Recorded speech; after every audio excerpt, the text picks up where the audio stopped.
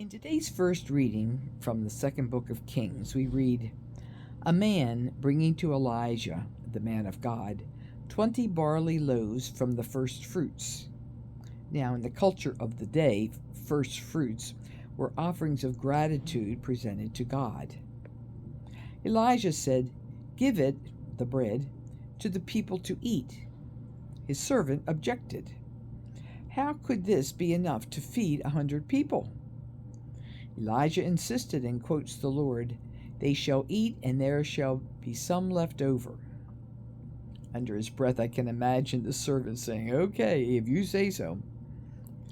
And the people ate, and there were leftovers. In the second reading to the Ephesians, Paul urges oneness in the Lord. Quote, "Through the bond of peace, one body, one spirit, one hope, one faith." End quote. And in today's Gospel from John, we hear another feeding. A large crowd was following Jesus. They were following a kind, generous, gentle man who feeds the poor, cures the lame, and heals the brokenhearted.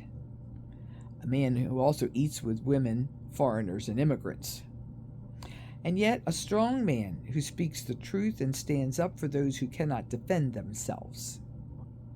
After much walking, the crowd is hungry for something to eat. A hunger satisfied when they are with Jesus. Just being near Jesus seems to satisfy an inner desire, and so they follow him. Jesus saw a large crowd coming to him and said to Philip, "Where can we buy enough food for them to eat?" Philip answered, 200 days' wages worth of food would not be enough for each of them to have a little. What's going on between Elijah, speaking almost verbatim Jesus' words, and the servant? What is happening between Jesus and Philip? Both the servant and Philip are trying to solve the practical problem of feeding a large crowd with not nearly enough food and not nearly enough money. Both Philip and the servant could not fathom how it could be done. Like Elijah, Jesus insisted, and the crowd was fed with much left over. This has happened to me on more than one occasion. I get stuck in my head trying to figure out the logistics of Jesus' invitation, whatever it is.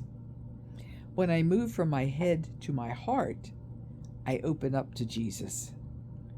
This is not a head calculation.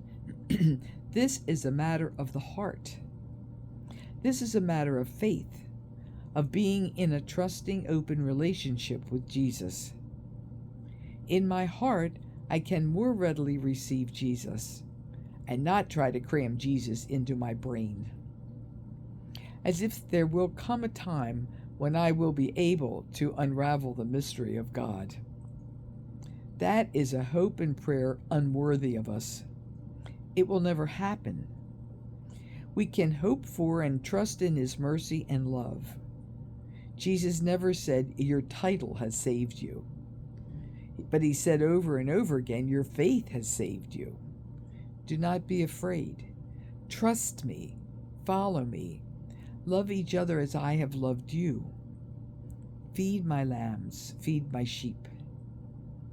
Jesus was teaching Philip that he could never feed the crowds or anything else outside of their oneness. Their relationship, as ours, must be based on faith, hope, trust, generosity, and above all, love of God. And the best news? I don't have to figure it out, and neither do you. Have a blessed day.